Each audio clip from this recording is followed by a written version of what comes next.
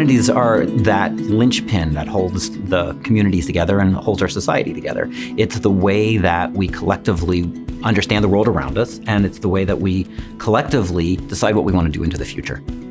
Every social studies teacher whom I work with today and I adore says the problem in America is civil discourse. We used to talk and we don't talk anymore. These really big, vital, crucial, urgent questions. If we never acknowledge our past, we don't know how we got here, we cannot build a future. The enslaved people secretly go to people who knew how to read at great risk to themselves. The tribal population decreased rapidly along the coast in those years. Over a third of Americans can't name a single freedom in our First Amendment. It's so important for New Hampshire Humanities to do this presentation.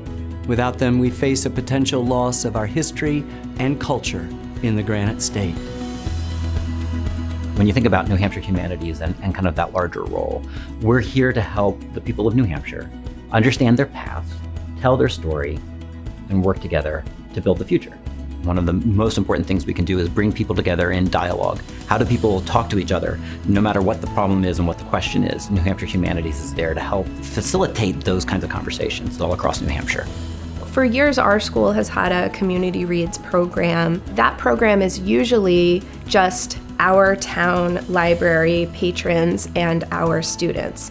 By partnering with Perspectives and New Hampshire Humanities, we were able to expand our reach to also include Merrimack High School students. It allowed people from different age, from different social background, to contribute and to be part of the conversation. You're basically confronting yourself when you're reading a book from a different culture, because it's all new. It's not you, it's you're looking at you in a mirror and asking yourself questions that are not the usual questions. And what that book did to the students when they read it, I had some students who cried at the end. Reading the book, a lot of us in the beginning were a little confused. We didn't know where it was going. We were a little unsure about what the point of it was. But then getting to those discussions and getting to hear other people's thoughts was what really drove home the importance of it. Because we were debating back and forth what we thought things meant, what we thought the theme of the story was. A really valuable takeaway for me was just to hear there's no right answer with it, and that there's multiple different meanings behind everything.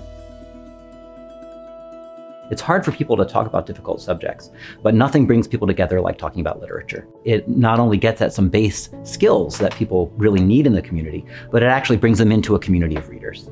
New Hampshire Humanities supplies books to our students at the International Institute of New England, so that we can teach them not only English, but we can talk about financial literacy, health literacy, civics, and these books cover all those themes. The school gave the opportunity for another people, where they come from Africa, Asia, Latin America. The books is tools for us. Sometimes when they come to us because they're refugees, they are fleeing a terrible situation. When they have a character in the book that's gone through a similar situation, even if it's in the 1800s, they end up saying, she's just like me. If someone becomes emotional about it, the other classmates are right there to support them and say, you know what, that happened to me too. The school made me happy because I was alone.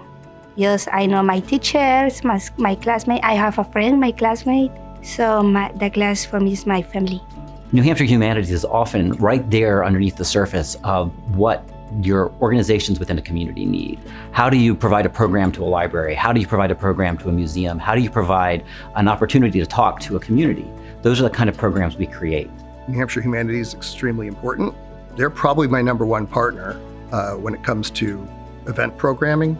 The Bitter Injustice program that we worked with the humanities on is a collection of jumping off points of reading books about the Japanese American internment in World War II. We had 8 towns involved, 2 schools, and there was a museum. There were a couple keystone events where we had an author of one of the books and a gentleman from New Hampshire who was interned in an internment camp as a child.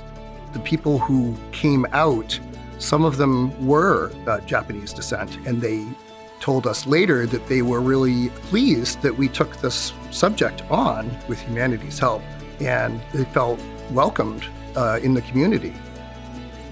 People think about their past, people read literature, people watch film, people go to see shows. And what I want people to think about is that you're already doing the work of the humanities. And what we want to do is provide you more opportunities to do it. Programs like this brought people back out of the house and into conversations that frankly needed to be had. I just think it lights a fire in the students that, okay, that's a possibility here in America. So right now I have my license. That was my big dream, and I'm here. Right now I am at LNA. Learning that no matter how young you are or like how little you know, like there's never too late or too early a time to start opening your eyes to the world around you. It's really important for us as citizens to be able to connect with each other and find common ground if we want to move forward successfully as a democracy. What do we want the country to look like in another 50 years? What do we want to do about the very idealistic goals that we set out for ourselves as a nation 250 years ago? How are we going to think about who we want to become?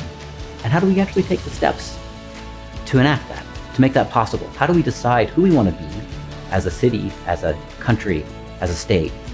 And how do we start moving to that future that we imagine together?